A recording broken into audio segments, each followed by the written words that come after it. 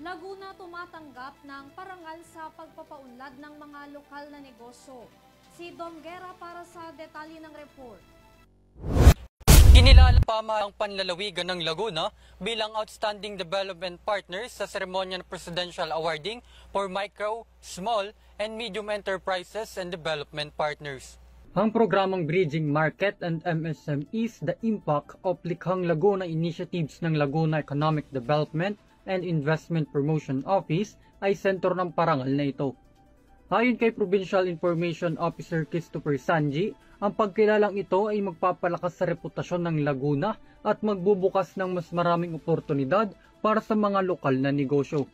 Dagdag pa niya, ang parangal ay magbibigay daan sa mas maraming pondo at suporta mula sa iba't ibang organisasyon. Sa ilalim ng pamumuno ni Gobernador Ramil Hernandez, ang 8-point development plan ng lalawigan ay patuloy na susuporta sa mga MSMEs sa pamamagitan ng mga grant, pagsasanay at iba pang inisyatiba.